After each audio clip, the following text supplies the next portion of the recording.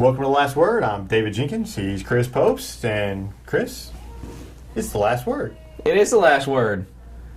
Last word. Yeah. Was that a word? Or what? What's say? Last word. Last word. Oh, there you go. Last word. Oh, okay. No, last word. I started saying that'd be the other way. Wouldn't Wow, it? this really does look like a gang sign. Like, wow, I should probably not do that. Yeah, I'm getting in trouble let's with not people. be going to jail anytime Wow. soon. I know they're Yeah. cracking down on Please gangs. don't. I don't know what I'm doing, so that, don't come after me. Maybe we shouldn't have had those shots of whiskey before we came in here today. I don't know. SEMO Conference, well, let's get to business. Let's do it. SEMO Conference Tournament, we both picked Notre Dame to win. Of course, as always, we're wrong. Poplar Bluff looked like it was going to be Notre Dame. They had the lead, I think, 2-0 going into the sixth, and Poplar Bluff, rattled off 4 runs. And Poplar Bluff's a good team, and they're going to be tough to deal with in districts. There's been a lot of talk about Notre Dame and them being a good team, and they are for every facet of the game. But Poplar Bluff's also a very good team. They got pitching. They've got 2 Division I guys. They got Brandon Stuckensnyder, who most people know on the basketball court, but he's better on the field than he is on the basketball court, and not too shabby on the basketball court either. But you got him, and I cannot ever think of the second guy's. Gosh dang it! Would it be Misner? There you go, Meisner. There you go, Meisner. There you go. I don't watch He's baseball. another D1 guy, and Poplar Bluff. They got a chance to. I mean, it's a tough district for one, but they win in the SEMO Conference. That's good for them. To beat a great Notre Dame team, that's even better for them. Yeah, Notre Dame. We've kind of talked about last week. Their Achilles heels, bad, hitting and especially getting hits in key situations. It kind of struck them a little bit on Monday night, but they snapped their 17-game win streak. But they're going to be fine. They have bigger fish to fry than the SEMO Conference tournament. Not that you downplay it, but you want to win it, but it's not a big deal. They're building toward districts and state Final Four. That might be the best thing for them, because when you have a team that has just going on a roll and they end up losing one, that motivates them even more. Poplar Bluff had lost 3 straight coming into the tournament, and then they beat New Madrid, then squeaked out one against Jackson, and then squeaked out another one against Notre Dame. They're learning how to win those close games too, which is going to help them in districts. You talked about their districts. You've got them, Jackson, who they've beaten a couple times. You've got Farmington, who they lost to. Farmington actually beat them. They're 18-6. Sykeston's in it. Cape Central. I mean, those are 5 pretty good teams, and there's only 6 teams in it. Hillsboro, they're kind of floating around there. They'll get the 6th seed. So any of those teams, those seedings, it's kind of like the SEMO Conference basketball tournament. Exactly what I was about to say. So those, just put them in a hat and play it. You got Farmington who beat Poplar Bluff. You got Poplar Bluff who beat Sykeston. You got Sykeston who beat Farmington. You got Jackson who beat Sykeston. You got Poplar Bluff who both won and lost against Jackson. Where are we? Sorry. Yeah, exactly. It's going to be very important, though, to get the 1 or 2 seed, because you don't want to have to win 3 games. Use 3 pitchers. You can use your 1 and 2, and so it's going to be very important I think, to get that 1 or 2 seed. So seeding is so much more important in baseball than I think it is in basketball or any other sport. No doubt, because you have to set your pitching up, and you have to have those pitchers first and foremost to pull that out. And Sykeston, no matter what, they get a 3 or a 4. Not really sure where they'll land. I think they hit 3. You said they think they hit 4. Probably hit a 4, I think. But I think they get 3 just because they beat Farmington, but then again, the mess that is that district. But Sykeston, like I said, they kind of found their number 3 pitcher, I believe, in Trent Sidwell. He great game the other day. Pitched very well against Cape Central in the first round of the SEMO Conference tournament. Then you got Chase Gaines and, of course, Jacob Clark. And Clark kind of got a little bit roughed up against Notre Dame, and that the offense has been struggling. It was found Saturday against him for some reason. But that's you look at it top to bottom, that's a tough district. You had Hillsboro, who's okay. I think they're 9-13. It's not like they're a bottom feeder. They're not a cupcake by any means, but you got 6 teams that's capable of making noise and a possible upset early in the first couple rounds, because it's baseball and it's just different. Yeah, that'll be anybody's district. And that's going to be a fun district to watch. Yeah. Unfortunately, it's all the way up at Farmington. For us down here, it's not an hour and a half drive. Yeah. But it'd still be a fun district to follow. You talk about Sykeston. Sykeston won the 3rd place game. They beat Jackson in the SEMO Conference tournament 10-9. That gives them that split with Jackson, which was key.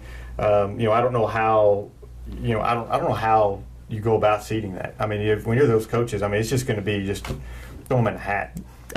How can you distinguish between them? You do, what have you done for me lately? Because that's kind of how it boils down in basketball in my mind. But I mean, But you can't, when like Saxon beat Jackson in a third place game. Well, that's you're using sometimes your third pitchers. You're deep in your pitching staff. I think that Farmington lost to Jackson earlier in the year by 10, but it was like a fifth game in 2 days or something like that. It was like a crazy, tournament or something up in St. Charles. So how does that factor in? I mean, It's just kind of interesting how they see that stuff and how they're going to seed it, and it's going to be interesting to see how it comes out. It's just one of the where do you put your importance in the regular season game or just a tournament style? And SEMO Conference, that's kind of where you're tested. I mean, that's the test of your ball club is how deep you are, how strong you are, and Sykes came out on top on that one. And I don't think you'd put them ahead at a 2 or anything, but because you still have to look at overall records and district records and all that stuff. But I think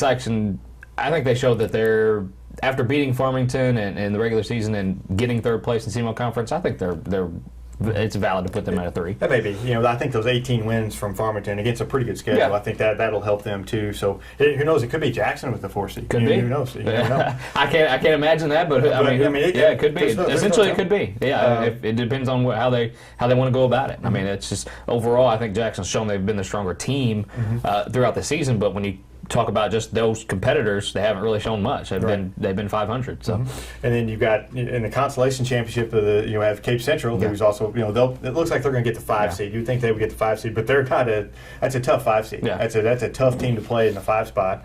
And then they beat New Madrid 8-6 in the consolation.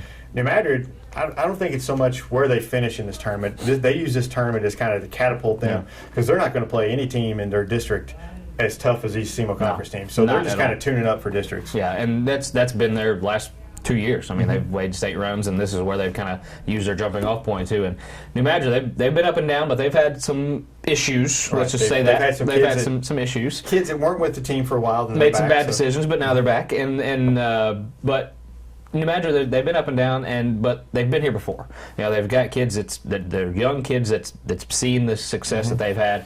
They're going to have a very tough district championship if my prediction's correct with Malden. Malden's pretty good at Malden, which makes it tough. So that if those two teams went out in the tournament, they'll meet in the championship, and that could be a possible upset in that one. Malden's very capable of winning that game. But I think New Madrid they're on the road for another Final Four appearance, and you got Class 2, you got Greenville, you got Cooter, and that's moved up, and Bernie that just they're all vying for a shot. I've seen Greenville play Sykes, and they're definitely legit. They're a great Class 2 team. Class 2 looks to be brutal this year. Then in Class 1, you have Bell City's kind of making a run at it. They're going to try to challenge Orion this year. Still got Orion. I thought they'd be down, but they're not as down as I thought they would be. Yeah, it's looking like it's going to be a Bell City Orion, maybe district championship over there. That would be something to see. A lot of teams have challenged Orion. A lot of teams have laid claim, said this is going to be our year. And Cooter did it last year. They finally got past them, and they ended up winning the state championship. More times than not, though, Orion turns them away. That's true. And that's true. Still, so that'll be an interesting district too. And it's just 2 weeks away, the district. So it's coming up, man. Make sure to play your best baseball right now. It's just you never know. Baseball is just a different animal when it comes to tournament style. You hear some teams have little injuries here, little injuries there. This week and next week. May see some guys sit just to get them just to get teams healthy and get them ready to go for districts. Absolutely. And you talk about just on a roll. This team right here, are they ever going to lose again? Yeah, I'm gonna go out on a limb and say yes, they're going to lose again, but they're having one heck of a 8 games in a row now. I think 9. 9 is it 9? Well, we're taping the show, so they'll play the Cubs again, so we can cut another win. So 10, maybe something like that. They've certainly shown that they can win the close games. They have, I think they're going to need some pitching to go a little bit deeper in games. They're kind of really relying on their bullpen right now. But I think, just getting off to this kind of start, it just says something about this team. Best start in franchise history, which is... Yeah, it's exactly. I never would have thought that'd be the best start. Like, what was it, 18-6 or something was the best start? Yeah. That's just all the great teams they've had. I can't believe this is the best start in franchise history. It's one of those things. Baseball, those stats just mind-boggling sometimes. Yeah, and they just, I don't know what their lead is, like 6.5 games, win from this, I think is what their lead is, and already, I mean, they're already kind of distancing themselves from from the other teams. And I still think when it comes down to it, I think Pittsburgh's going to give them a run. You know, Pittsburgh gave them 3 close games. 3 extra inning games right in a row, yeah. I still think Pittsburgh will be there at the end and maybe give them a little bit of a challenge. I don't put much into the Cubs. Never really do. No. Milwaukee's out. But I think Pittsburgh. I think Pittsburgh's going to give them a little bit of a challenge. But we both predicted the Cardinals to win the division. I think it's going to happen. No doubt. And keep doing this. There's no. How many teams can recover from losing an Adam Wainwright? I was going to say that's the thing. They lose Adam Wainwright and they go on this long run. I mean, that's just That's just again testament of a deep team. I mean, he's just got a lot of talent. And Matt Carpenter is just tearing the cover off the ball. And I saw a stat today. He has the most extra base hits in 20-something games. That it's better than Stan Musial had in like 1943 or something like that. Yeah, just a crazy number. And he's just and they're clutch too. They're not just. He's not just first inning getting his extra base hit. No, he's getting them in big situations like Tuesday night he hits the home run, the 3-run homer to tie the game. He's getting them in big situations. They're playing. They're playing well. Their bench, the guys coming off the bench are playing well, getting big hits. Yeah. It's just everybody's playing well. You just hope that they continue it through the course of the season. They don't hit a big lull and which I think will happen because it always does. You can't go on this huge run. A small lull is fine. Lull is fine. Yeah. A big lull though, you've seen teams. I remember the Royals back in the early 2000s. Just had just an awesome April, and then you get into May and they just fell apart. Yeah. You don't want that, but you're definitely going to see some lulls. It's a long season, but I think that the way they're playing right now, I just hope they can continue that for a while and get some even more space between those other teams. Kind of like my thoughts on Otto Porter and the way he's playing. I mean, he's playing very well right now in the playoffs. That's something that a lot of naysayers wouldn't have thought had happened. Right. I don't watch NBA during the regular season. Very little. I watch a little bit of the Grizzlies and that's it. But playoffs, I try to watch every game I can, and he's been fun to watch. I think he had 15 points Tuesday night. Washington has some injuries, and they lost the game, but it wasn't because of Otto Porter. Otto Porter played great, rebounded the ball well, defended well. I mean, he did everything well. And it's hard to get him off the floor, and they're giving him plenty of minutes. You got John Wall and Nene. Nene. He's you got him off, and that they're just not the deep team to combat that against a Hawks team that they don't really have a superstar. They're just loaded with a bunch of good players. I mean, that up and down their lineup. But you lose 2 guys like that, especially John Wall. It's tough to beat any team. But it's fun. It's fun to watch. It just really is. It's just interesting to see how he's grown and continuing to grow, and how he's just kind of blossoming into this just important scoring role guy. I mean, he's kind of. Before our eyes, we're kind of seeing this guy. Hey, what can he do next? How far can he go? Take this, and I don't think he's reached the ceiling yet as far as that goes. I think he's just now getting started. I think this is a launching pad for the rest of his career. He's finally stepping up, and everybody's taking notice. He's doing it in the biggest stage in the playoffs, and everybody's taking notice. I think it's just perfect. I think they win the series. I think they beat Atlanta, and then they're going to get to face the Cavaliers or the Bulls. Your Bulls are still hanging around. Still going to be the Bulls. Still hanging around. Got 1-0 lead. I don't like the stat though. Every time they've faced LeBron in the playoffs, they've won game 1 and then lost the next 4. I don't think they lose the next 4. I don't like that at all. I don't think they lose the next 4. I think they've awakened a giant in LeBron. I think he kind of takes over the series after this. I like Cleveland in the series.